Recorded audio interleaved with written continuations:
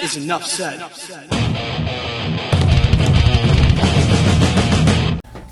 What's up, Keith Nation? Happy Monday, you guys. Your boy Ernest here, and I am back with another Miami Heat Talk video. I know it's Monday. I know it's the start of the week. You're bummed, but positivity's coming to you guys because your boy is back to rock and roll on another Miami Heat Talk adventure. Go ahead and smash the like button. Do not forget to subscribe because we on the road to 5,000 subscribers. And there's a few things I want to mention to you guys today. So, sorry I couldn't get a video to you guys. I was incredibly busy this weekend, y'all.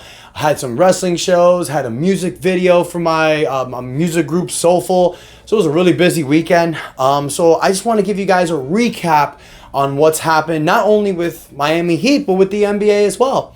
Because as we saw last night, there was huge breaking news. Paul George, who opted out of his contract yesterday with the Los Angeles Clippers, has decided to sign with the Philadelphia 76ers.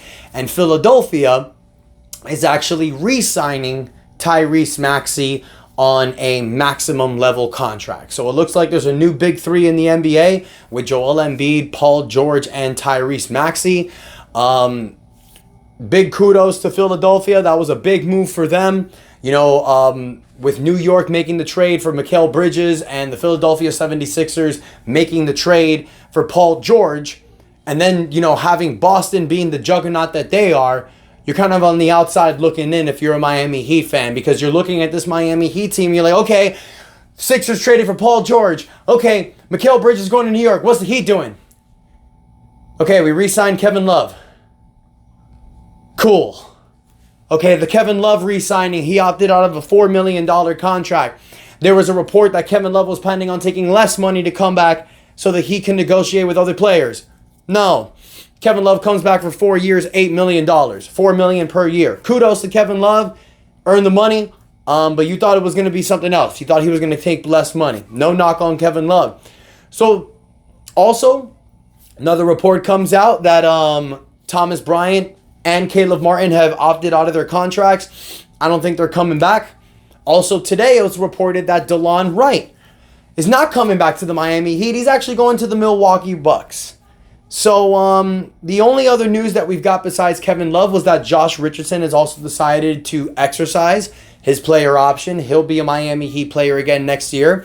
I've mentioned that before. Josh Richardson is going to be a nice addition mid-season. He's a guy that you can plug and play with anybody in the lineup. He plays multiple positions. But if you're a Miami Heat fan, you want to see what the Miami Heat are going to do to compete with some of these teams. Because we knew the juggernaut was Boston. We knew there were a few other teams, but from what we've seen, especially this past last season, from seeds 2 to 8, it was pretty close.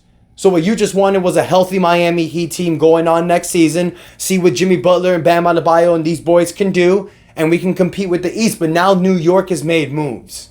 You know, now Philadelphia has made a huge move. How can you compete with them? Does a trade need to be made? Donovan Mitchell looks like he's going to re-sign with Cleveland. So there's nothing really set in stone there. So who can the Miami Heat realistically go after? We've talked about Trae Young. DeJounte Murray's not an option anymore. Utah may be open and flexible to trade Lauri Markkanen, but does he really move the needle?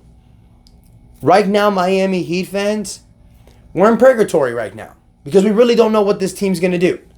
All we have is that $5.2 million mid-level exception. Now, you can add a player to help you. If you ask me, you guys, what I really feel is going to happen, we're going to run it back. We're going to run it back. As much as Heat fans hate that. As much as Heat fans, including myself, think that's not the answer. It still could be. Because as much as Heat fans hated what happened in the last 2 regular seasons, as much as we hated what happened in the playoffs, you still haven't seen this team fully acclimated healthy. You still really don't know what this team can do fully healthy. And for people that will say the Miami Heat don't make moves, well, if you ask the Miami Heat organization, they will tell you we made our move. We traded for Terry Rozier. We traded Kyle Lowry for Terry Rozier. Allowed Terry Rozier to have a full training camp with Bam Adebayo, Jimmy Butler, and Tyler Hero. Allowed Tyler Hero to fully accept his 6-man role next year coming off the bench with Jaime Jaquez. Allow Khalil Ware, whatever the hell his name is, to be acclimated with this team. Start next to Bam or come off the bench for Bam. Allow these guys to run it back fully healthy. I've said this before. This is the last chance for this Miami Heat team. This is the last chance for this build. If this Miami Heat roster does not win an NBA championship in 2025, look for this Miami Heat team to be blown up. Whether you're letting Jimmy Butler walk, you're trading Tyler Hero, or you're trading Terry Rozier. We know what this team is looking at for the future. Bam, Nikola Jovic, Jaime Jaquez Jr., and possibly Kel'el Ware to look for the future. But right now, we have a team that can contend for now and that can compete for the future, because we have building blocks for the future. So I want to ask you, Heat fans, all this stuff that's happened the last 2 days, do you think that the Miami Heat are going to be stuck in purgatory again next year, being a lower level seed in the Eastern Conference competing with the play-in? Or do you think that this roster currently constructed can compete with teams like New York, Philadelphia, and the Boston Celtics? Or do you feel the only way this team can truly contend is by making a trade? If this team doesn't make a trade, we're screwed. It's been reported, you guys, Jimmy Butler is determined to have the greatest regular season of his career. Is it true? Is it malarkey? We don't know.